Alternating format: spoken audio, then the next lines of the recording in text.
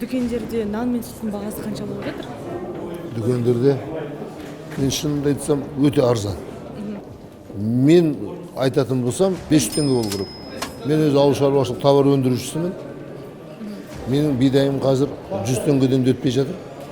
Бұл халықтың қалтасын көтереді деп Жоқ, ойлайсыз? көтереді, әбден көтереді. Өйткені неге дейін айтайын ба? Неге? Қазір кез келген тойханада, кез келген мусорда тек нан жатады. Сол үшін Сондықтан де 500 теңге болу керек па? әбден жақсы. 500 шейін көтеру сәл артықтау. Неге десеңіз, қарапайым тұратын халыққа 500 теңге деген көп. 500 деген артықтау ғой енді. Өте артық, өйткені әркімнің өзінің жағдайына байланысты. Сен мені біз Жамбыл облысымыз, Алтатасалық облысымыз. Өте ауыр ол 500 деген. Енді өзіңіз қаншадан алып жүрсіз нан мен сүтті дүкеннен? 110-120 теңге. Сүтші. Сүт 300-350 теңге. Өлке нан дейміз ғой біз қазақша айтқанда. Сол нанның бағасы басқа өңірлерге қарағанда біздің Жамбыл облысында төмен. 100 теңгенің төңірегінде 120-ға шейін. Нанның түрлері көп қой. Ең төменгі баға 120 ғой. Сүттің бағасы мен білмейді екенмін. Неге десең, сүт алмайды екен, мұнда үйде келін бала бар, солар алады. Сондықтан шын айтайын енді. Өтірік айтып, өтірік шықпайық та. Енді сүттің әртүрлі ғой бағасы, бірақ енді қолдың үстінде 250 ғой. Сұрағым бар еді сізге. Неге? Жауап берсеңізші. Бүгін дайын емес. Мен сұрағым сіз бірінші естісеңізші аға. Жауап берсеңізші аға. Білмейді екем.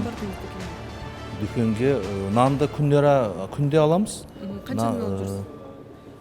Білмейді екем. 130 теңге ғой деймін. Сүттің бағасы 250-300 теңгенің көлемінде. 120 теңге меркеде.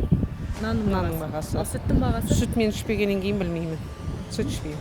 Өзіңіз TikTok көресіз бе негізі? Өте сирек көремін. Бірақ көресіз TikTok. Көрем.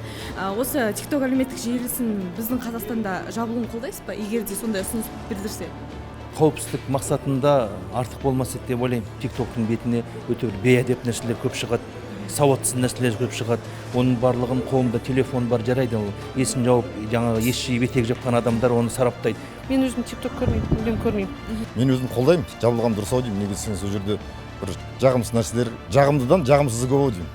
TikTok желісінде фейк көп қой, өтірік нәрсені шығара береді, жалған ақпараттың бәрін шығарып атады. Өзіңіз көресіз ба TikTok? Көреміз.